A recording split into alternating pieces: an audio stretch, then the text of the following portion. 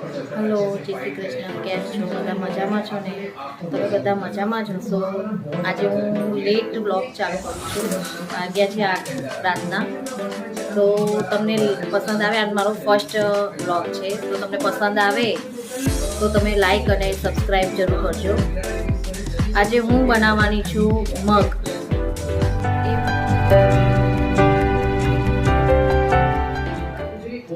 આ છે મગ અને હું મગ બનાવવાની રીત કરું છું. જો હું મારી રીતે બનાવું છું.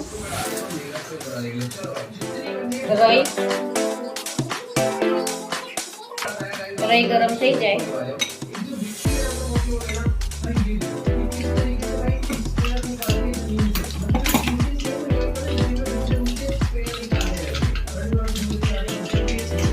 એમાં લસણ નાખી દઈશું વાટેલું. એને શેકાવા દઈશું થોડું.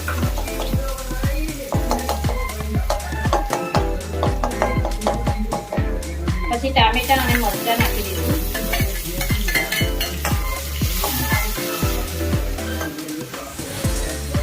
એને પણ થોડીક વાર શેકાવા દઈશું. જ્યાં સુધી કમ્પ્લીટ શેકાઈ ના જાય ત્યાં સુધી અંદર મગ નહીં નાખવાનું.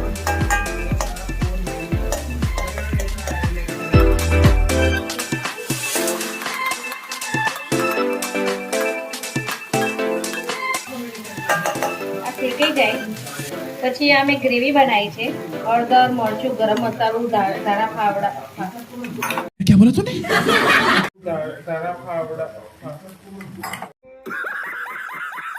શેકાઈ જાય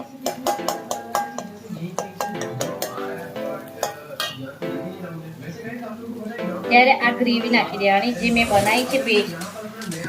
હળદર, મરચું, ગરમ મસાલો, ધાણા જીરું,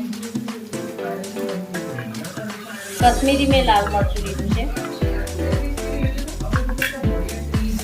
જો આ શેકાઈ ગયું છે.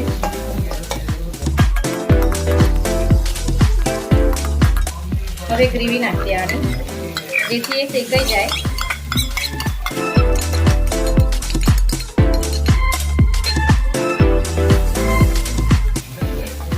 આનાથી જાડો પણ રસો થશે. એને થોડું શેકાવા દેવું કે તેલ છૂટું પડી જાય.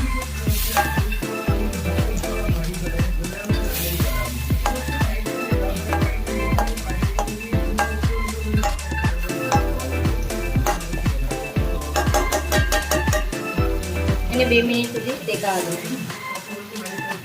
જો તેલ છૂટું પડવા માંડ્યું છે. 2 મિનિટની ઉપર થઈ ગયું છે.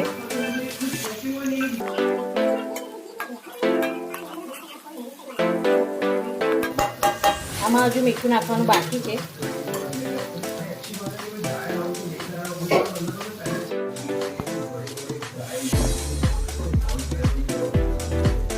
હવે એમાં મીઠું થોડુંક નાખી દઈશું.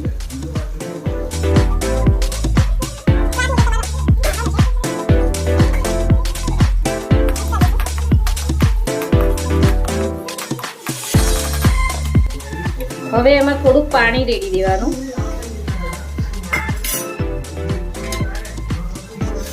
જેથી રસાવાળું મગનું શાક થાય.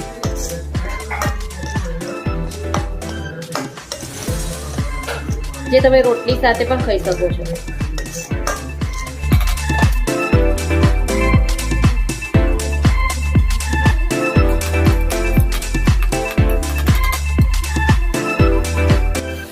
હજુ પણ થોડું પાણી રેડીશું એટલે થોડુંક રસાવાળું થશે. એને થોડુંક પાણીને સહેજ ભરવા દેજો.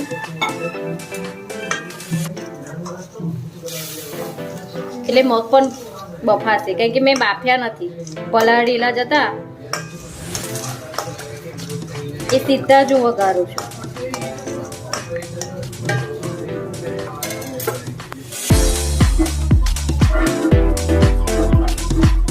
તો પાણી ઉકળવા માંડ્યું છે.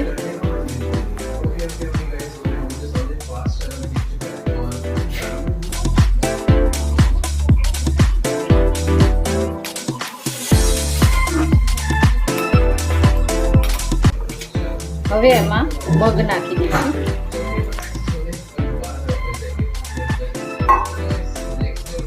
જો મગ નાખ્યા પછી એને બફાવા દેવાનું છે. એ બફાઈ જાય પછી રસો પણ થોડોક જાડો થઈ જશે. પછી આપણે 5 મિનિટ પછી જાડો રસો થઈ ગયો છે અને મગ પણ ચડી ગયા છે સારી રીતે. તો રસાવાળા મગ ખાવા જાડો રસો થઈ ગયો છે ને, જો કેટલો મસ્ત રસો થઈ ગયો છે જાડો, અને મગ પણ થઈ ગયા છે. તો હવે ગેસ કરી લઈશું બંધ.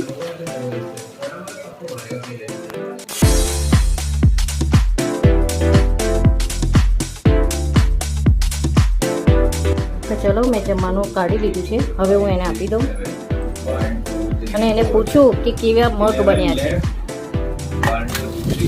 ચાલ ધ્રુવ બતાય, ખાઈને બતાય કે કેવા બન્યા છે. 1174 સાચું બોલજે. હા હા ખાઈ લે.